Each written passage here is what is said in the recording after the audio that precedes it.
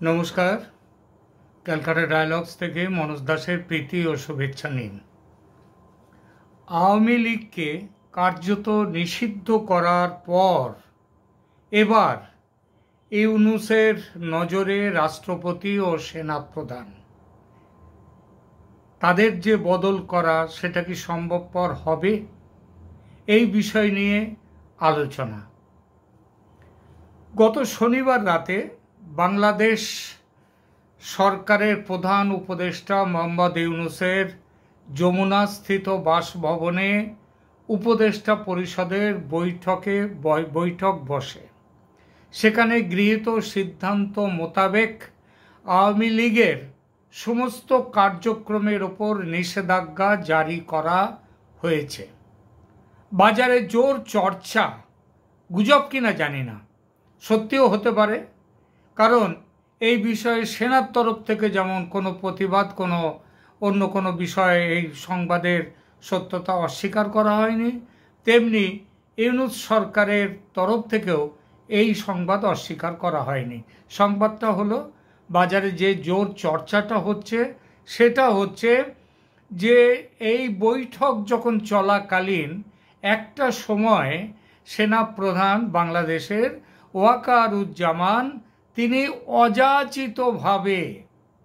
অযাচিতভাবে আমন্ত্রিত তো ননই, তিনি সেখানে উপস্থিত হন সেই বৈঠকে। এবং সেখানে গিয়ে তিনি যে কথাটা বলেন সেটা হচ্ছে আওয়ামী লীগকে যেন নিষিদ্ধ করা না হয়। সেনাপ্রধানের কথা শুনে হোক বা না শুনে হোক, যে অন্য কোনো কারণেই হোক, আওয়ামী লীগকে অফিসিয়ালি কিন্তু নিষিদ্ধ করা হয়নি। তবে আনঅফিসিয়ালি, মানে যে তাদের ওপরে, আনঅফিসিয়ালি বলবো না, তাদের ওপরে যে নিষেধাজ্ঞাটি জারি করা হয়েছে সেই নিষেধাজ্ঞাটি কিন্তু তাকে দলকে নিষিদ্ধ করার মতো ব্যাপারই বটে। কারণ এর ওপরে আরও একটা বড় ব্যাপার হয়েছে যে আওয়ামী লীগের কাজকর্ম নিষিদ্ধ করার পর এই ব্যাপারে প্রজ্ঞাপন জারি হয়েছে এবং তারপর বাংলাদেশের নির্বাচন কমিশন তারাও কিন্তু আওয়ামী লীগকে নিবন্ধনের বাইরে দিয়েছেন, অর্থাৎ আওয়ামী লীগ রাজনৈতিক দল হিসেবে আর সেখানে নথিবদ্ধ নয়।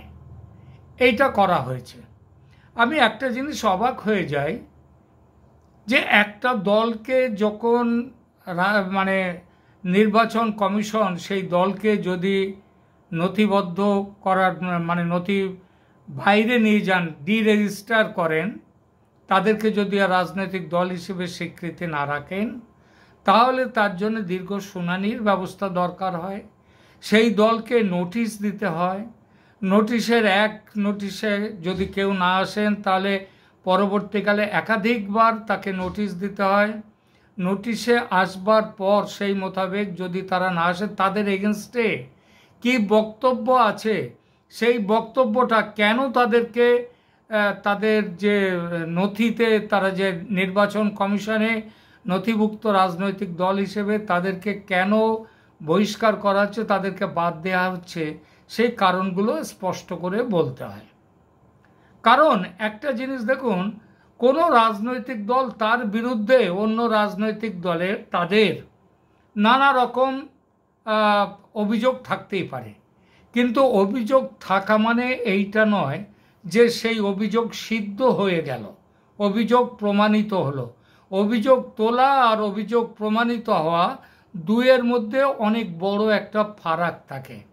আওয়ামী লীগের বিরুদ্ধে বাংলাদেশের কোনো আদালত তারা কি কোনো তাদের বিরুদ্ধে যে বাংলাদেশের আওয়ামী লীগের বিরুদ্ধে কোনো করেছে, তারা কি কোনো আদেশ দিয়েছে যে এই দলকে রাজনৈতিক দল হিসেবে গ্রাহ্য করা যায় না? এরকম কি কিছু দিয়েছে? আমি যতদূর জানি এরকম কিছু আজ দেয়া হয়নি। আমি একটা ছোট্ট উদাহরণ টানি আমাদের ভারত নিয়ে। ভারতে 1975 থেকে 1977 ইন্দিরা গান্ধীর সংবিধান বাতিল করে দিয়ে তিনি দেশে জরুরি অবস্থা জারি করেছিলেন। জরুরি অবস্থা জারি করার প্রথম শর্ত হচ্ছে সংবিধানকে বাতিল করা। সংবিধান সেই মুহূর্তে সংবিধান কার্যকর থাকবে না। ইন্দিরা গান্ধী সেটা করেছিলেন, 2 বছর প্রায় সেইভাবে তিনি দেশ চালিয়েছিলেন। কিন্তু তারপরে ইন্দিরা গান্ধীকে বিচারের কাঠগড়ায় তাকে দাঁড়াতে হয়েছিল। তার 77-এর নির্বাচনের পর যখন তিনি হেরে যান, কাঠগড়ায় দাঁড় করাতে হয়েছিল, এমনকি তাকে জেলেও থাকতে হয়েছিল। কিন্তু তার দল আওয়ামী লীগকে কিন্তু নিষিদ্ধ করায়, তার দল যে কংগ্রেস, ভারতের জাতীয় কংগ্রেস, সেই দলকে কিন্তু নিষিদ্ধ করা হয়নি। আমি শুনতে পাই বাংলাদেশে মূল অভিযোগ হচ্ছে যত ফ্যাসিস্ট হচ্ছে, আওয়ামী লীগকে ফ্যাসিস্ট এখনো কেউ বলেছে বলে আমি শুনিনি। বলেছে শেখ হাসিনা ফ্যাসিস্ট, তার যে সরকার সেই সরকার ফ্যাসিস্ট। কিন্তু সরকার আর দল এই দুটো তো এক জিনিস নয়।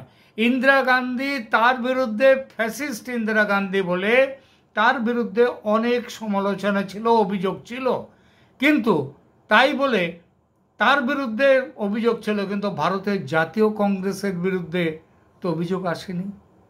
তাহলে শেখ হাসিনার অপরাধের জন্য কেন তার দল আওয়ামী লীগকে কেন নিষিদ্ধ করা হবে? আবার বলছি, নিষিদ্ধ করা কিন্তু অফিসিয়ালি হয়নি। সেটা ওই ওয়াকারুজ্জামানের কথাই হোক কিংবা অন্য যে কোনো কারণেই হোক, সেইটা কিন্তু তাদেরকে সেটা করা হয়নি, নিষিদ্ধ করা হয়নি। কিন্তু তা বাদে যা করা হয়েছে সেটা কার্যত নিষিদ্ধ করার সামিল। তারা কোনো রকম মিছিল করতে পারবে না, মিছিল তো করতে পারবে না, তাদের কোনো প্রত্যক্ষভাবে কোনো রাজনৈতিক কার্যক্রম তারা করতে পারবে না। এটা কিন্তু অবশ্য বাংলাদেশ তো এখন, বাংলাদেশে তো আইনের শাসন চলে না, সুতরাং বাংলাদেশে কি হচ্ছে না হচ্ছে তার নিয়ে আইনের মাপকাঠি দিয়ে তার বিচার আমরা করতে পারবো না। এবার আসি আজকের আলোচনার বিষয়ে। সেটা হচ্ছে, এবার এই যে সেদিন সেনাপ্রধানের নিষেধ সত্ত্বেও কার্যত আওয়ামী লীগকে নিষিদ্ধ করা হলো, এইটা করার ফলে ইউনূস এবং তার দলবল, তার উপদেষ্টা পরিষদ এবং তার চেলা চামুন্ডা ওই জাতীয় নাগরিক পার্টি, যারা সেদিন মিছিল করে এসে অবস্থান করছিল আওয়ামী লীগকে নিষিদ্ধ করার দাবিতে, তারা নির্ঘাত, তারা খুব খুশি হয়েছে, তাদের বুকে বল এসেছে। এবং তাদের বুকে বল আসা মানে, যদি ওয়াকারুজ্জামান সেনাপ্রধান সেদিন ওখানে সত্যিই হাজির হয়ে থাকেন এবং রিকোয়েস্ট করে থাকেন সবাইকে যেন আওয়ামী লীগকে নিষিদ্ধ না করা হয়, এটা যদি তিনি যদি করে থাকেন তাহলে আমরা বলবো যে সেনাপ্রধানের যে উচ্চতা, এখন যদিও সেনাপ্রধানের উচ্চতা কিছু নেই, তিনি এমন কাণ্ড কারখানা করেছেন এই গত প্রায় 10 মাস ধরে, যার ফলে তিনি মানুষের কাছে প্রথমে তিনি জিরো হয়ে গিয়েছিলেন, তারপরে হিরো হলেন, আবার হিরোর থেকে এখন তিনি জিরোর জায়গায় চলে এসছেন জিরোর জায়গায়। এই ভদ্রলোক যে কি করতে চান, তার মনে যে কি আছে, তার গন্তব্য যে কোথায়, এটা দেশের লোক তো জানেই না। আমার মনে হয় আমাদের যে ওই ভদ্রলোক অর্থাৎ বাংলাদেশের সেনাপ্রধান ওয়াকারুজ্জামান নিজেও জানেন না তিনি কোথায় যেতে চান, কি করতে চান। তো আজকে এবার যে এই যে সেদিন যে আওয়ামী লীগকে নিষিদ্ধ ঘোষণা করার পর এইবার তাদের ইউনূসের মনে বুকে বল এসেছে এবং তার কোনো প্রতিবাদ কোথাও নেই, সেনার তরফ থেকেও কিছু নেই, সেনার কোনো বলার এখতিয়ারও কিছু বলেও নি। তো এইবার যে এই যে এতটা সাহসী হয়ে গেলেন ইউনূস এই ঘটনাতে, এবার তার সামনে আর দুটো অবস্টাকেল আছে, দুটো বাধা আছে। এই দুটো বাধাকে সরাতে পারলেই দেশে তারা যা খুশি তাই করতে পারবেন। এই দুটো বাধাকে, একজন হচ্ছেন দেশের রাষ্ট্রপতি শাহাবুদ্দিন চুপ্পু, আর একজন হচ্ছেন সেনাপ্রধান ওয়াকারুজ্জামান। বাংলাদেশের যত সাংবিধানিক বিভিন্ন যে পোস্টগুলো রয়েছে, এমনকি সুপ্রিম কোর্টের, হাইকোর্টের বিচারপতিদেরকে মেরে তাড়ানো হয়েছে, যাকে খুশি তাকে এনে বসানো হয়েছে। তো এইসব কাজগুলো সব হয়ে গেছে। নির্বাচন কমিশন ইত্যাদি আরও যে সমস্ত ব্যাপার স্যাপার রয়েছে, পদ আছে সরকারি পদে, প্রশাসনে বড় পদে, সেগুলো সব চেঞ্জ হয়ে গেছে। দুজনকে এখন মাত্র বাকি আছে, দুটো মানুষ। এক হচ্ছেন শাহাবুদ্দিন চুপ্পু, আর একজন হচ্ছে রাষ্ট্রপতি, আর একজন হচ্ছেন সেনাপ্রধান ওয়াকারুজ্জামান। এই দুজনকে যদি হটানো যায় এবং তাদের জায়গায় নিজেদের লোককে এনে বসানো যায়, তাহলে বিপ্লব 16 কলা পূর্ণ হয়ে গেল। এই 16 কলা বিপ্লব পূর্ণ হওয়ার পরে কি হবে? পূর্ণ হওয়ার পরে হবে সংবিধানকে বাজে কাগজের ঝুড়িতে ফেলে দেওয়া হবে। এখনই বাজে কাগজের ঝুড়িতে চলে গেছে সংবিধান, কারণ এই যে সরকারটি এসেছে এটা সংবিধান বহির্ভূত।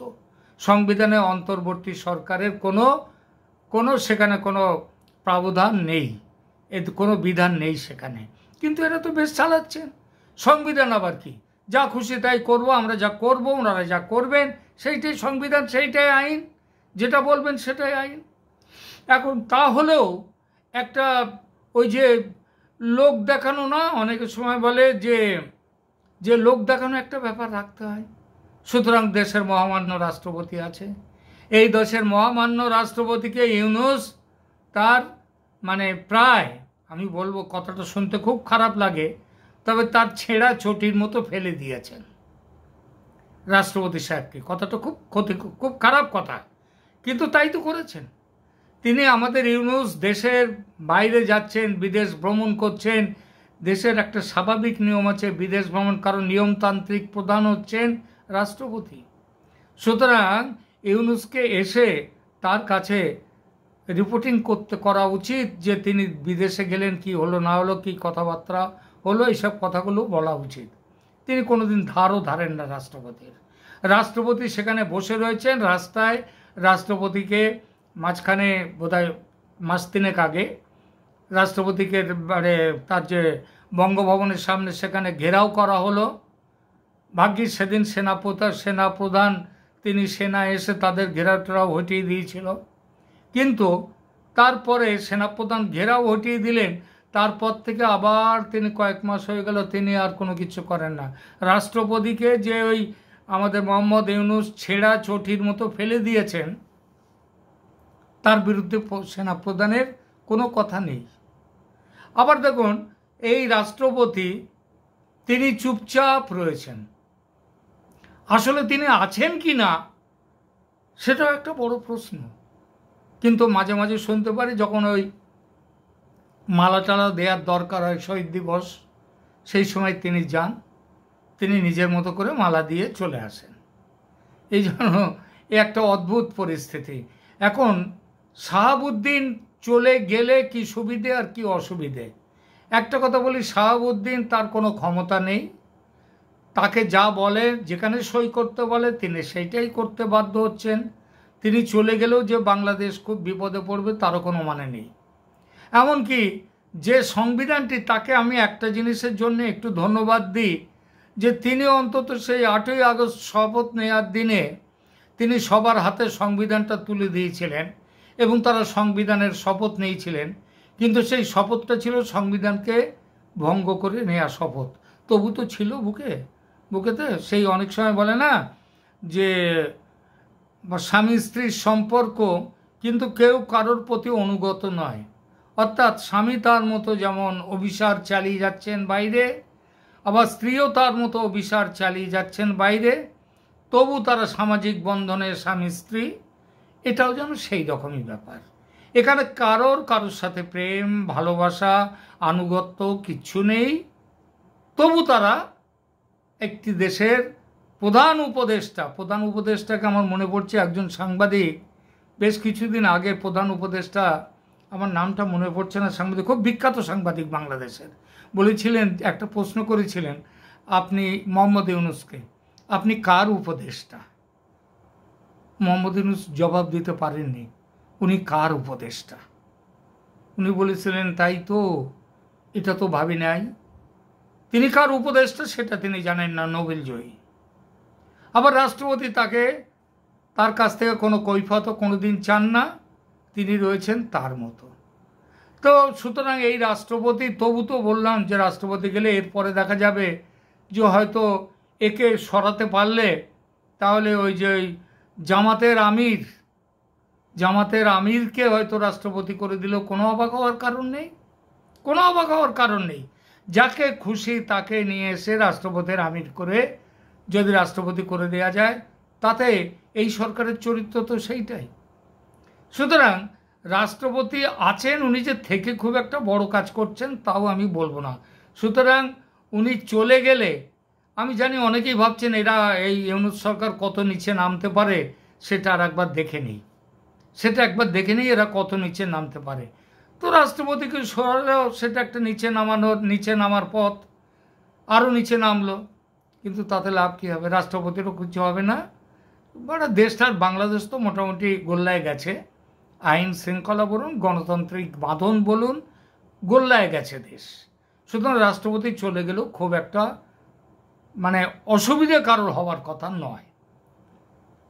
এইবার আসি সেনাপ্রধানের কথায়, কারণ রাষ্ট্রপতি এখন তো থার্ড পার্সন হয়ে গেছেন, কিন্তু সেনাপ্রধান তিনি মাঝে মাঝে আবার একবার অনেক সময় বলেছি তিনি ওনার বোধহয় একটা ডিএনএতে কুম্ভকর্ণর প্রভাব আছে, কুম্ভকর্ণ প্রভাব ডিএনএতে আছে।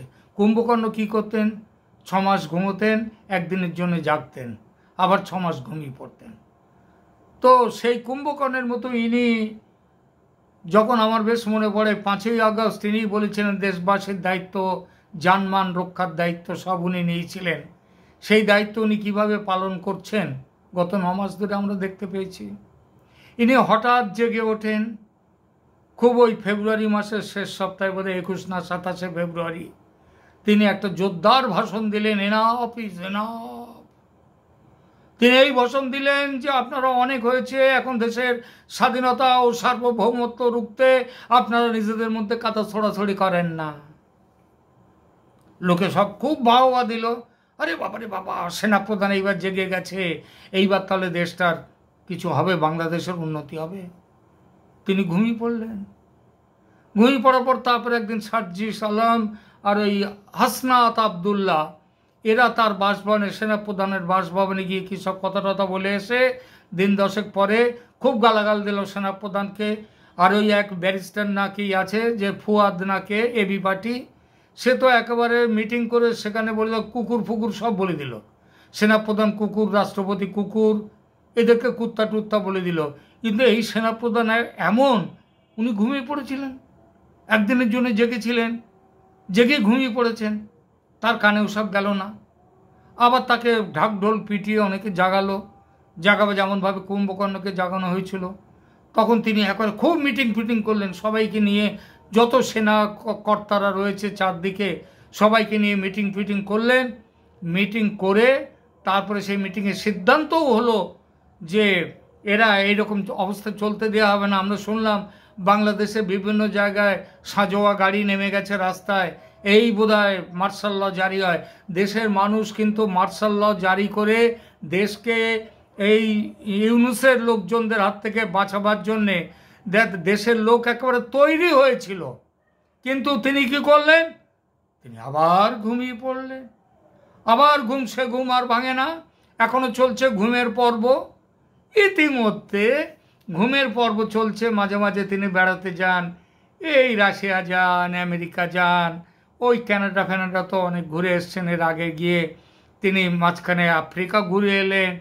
আবার হলো কি, তাকে ডাক পড়েছে যে তাকে হাওয়াই দ্বীপপুঞ্জে সেখানে তার যাওয়ার, সেখানে একটা বড় মিটিং করবে। কাদের মিটিং?